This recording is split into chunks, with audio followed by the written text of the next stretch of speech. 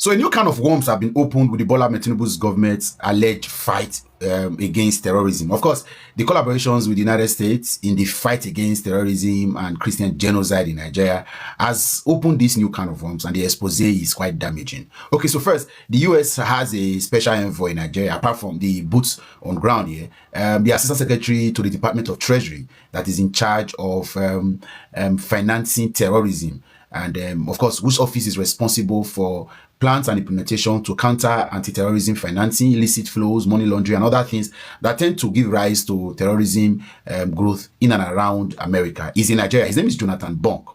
He's an American, and okay, so people say that his arrival coincide with a kind of worms being open. But some person said it may have been that it is the intelligence that the US got that may have sent Jonathan Bonk into Nigeria. So what is happening? You remember the November 21 kidnap of over 300 girls in a Catholic school in Niger State? Yes, that is it. It is reported that the Nigerian government, led by Bola Tinubu and implemented and executed by NSA Ribadu, paid millions of dollars release of those girls. So the story is that the girls were kidnapped from Niger State. Of course, you should have heard of all of the things, who made the call. They said they were seeking help. Over 300 girls. In short, the Christian Association of Nigeria put the numbers at 315. About 50 of those, and it was not just students and staff, by the way, about 50 of those were said to have escaped from the hands of the kidnappers. And you can imagine the logistics involved in moving 300 girls. So it is reported that NSA Ribadu coordinated and executed, the Guardian is reporting anyways, about some millions of dollars being paid, and it was taken by helicopter to Goza, Borno State, border town with Nigeria and Cameroon, to drop the ransom. And it was as bad as, because of network coverage, that the particular, they have to go to Cameroon to confirm receipts of everything first, before they finally were able to release 100 girls to the first 100 girls to the government of Nigeria on December the 7th. And about December the 21st, another 130 girls were released, and the government says that is all. So all of that has been in. A lot of people have pointed accusing fingers to the particular to that particular attack and how Nigeria was able to secure the release. A lot of persons say it doesn't matter wherever they are, however they choose to release them, it doesn't matter. But of course, with Jonathan Bonk Nigeria now, it's obvious that the US knows more than we know. And you are asking why Sokoto was bombed the other time as US pride and say they had intelligence from Nigeria, whereas the Nigerian government actually knows where to meet with these guys. In fact, the name of the commandant that received the money on behalf of us is given as Ali Ngude, and two commandants of both that were arrested before then were also released as part of the transaction or the negotiations for the release of the guests. Of course, Bola Tinubu, it's now worrisome, and in case you want to doubt it, that's how we doubted, or some of you doubted, the alleged coup to removing the president until it became obvious. There is no story like this that has come out of this government that has come out to be like that's always been true. And some persons put the figure as hundreds of millions. Others says it's up to about 2 billion that would have been paid in dollars through an helicopter to Goza in Borno State. Again, when non-state actors now have the monopoly of violence and they can threaten the presidency. Listen, because of optics and a lot of things, the presidency succumbed to paying ransom. And this has become the order of the day with the government of Bola Tinubu, pay ransom to secure kidnapped victims instead of dealing with the problem.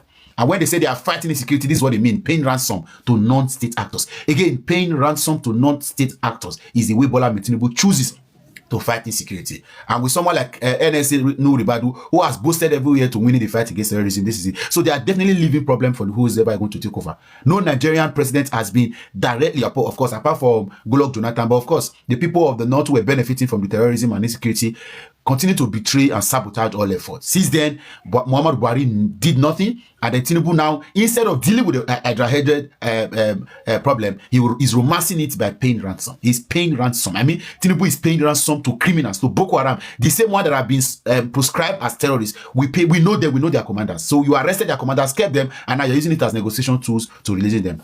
Jonathan Bonk, the Assistant Secretary of the Department of Treasury from the US, is already here, and all of these investigations are still on. Of course, the Nigerian law actually prohibits ransom paying. In fact, there is a 15-year jail term for whoever pay ransom to release victims. And of course, no Ribadu and President Bola Tinubu are online to be going to jail for paying ransom. And I say that without fear. They will be going to jail. If they don't go now, they will go when the time comes. When Nigerians get to start to work, a lot of these people that have contributed to this menace, this rubbish, would be held accountable. However, again, Bola Tinubu would prefer to do optics, lobbying, negotiations, rather than dealing with the problem. Nobody amongst the Nigerian elite is here to look at this problem and say, let's fight it head on. We have the equipment, we have the resources, but because they are benefiting from it and politics has overtaken all of those interests, they would rather give money to criminals. And tomorrow, and for my indications, the commander that led the particular attack name has given, and he has led several, including remember the Kaduna train attack some years ago, he also led it. Shame on Nigeria. Shame on the Federal Republic of Nigeria. Shame on Bola Tinubu. Well, with the news that has exposed Tinubu and the issue of paying ransom to all these kidnappers, are you surprised? I'm not surprised. I'm sure a lot of Nigerians will not be surprised. The question is that at the end of the day, after this revelation, what happens? What will happen? That is what we are talking about. Will the government or the presidency be held accountable? Will they pay for these things? Nothing will happen. Even in as much they're saying that oh, US is the police of the world, or the president of the America is the president is the police of the world. What can really be done? Maybe something that happened. This what really happened in which country is that? That's a Maduro. What's the name of that country? Maybe that's the only thing that can happen. Venezuela. At the end of the day, but a lot of things there. I think in this whole world, a lot of things that have happened in this whole world combined together, it's not even up to what is happening in Nigeria, because a lot of things are being buried, a lot of things are being swept under the carpet. You can just imagine. After this revelation, what happens? This has been going on since when Buhari was in power. They were always paying ransom. They will come out, like Mohammed now, they will come out and deny it and say it's not happening. But so let's even leave that. What is happening under Tinubu's government? The so-called people who are doing this, none of them has been arrested, because the same thing happened under Buhari when Fulani Esme were going from one place to another. They were all over the place in Nigeria. None of them, no particular person was arrested. When Tinubu said he will continue from where Buhari stops, I don't know what people were thinking. And that is exactly what is happening. The worst part of it is that you can see what they are doing, koro, so glaring, very obvious, but nothing will happen. Nobody will do anything. People will just talk and it will end like that. I've said it, I don't know whether I will be wrong at the end of the day. One thing I used to say then is that a time will come that when this problem will affect a lot of people, maybe that is when we all come together as a people and do something and hold the government accountable. But later, that's my school of thought, is not it at all. Because what I've seen recently is that at any point in time, some people must still support the government of the day, and that is where the division will come.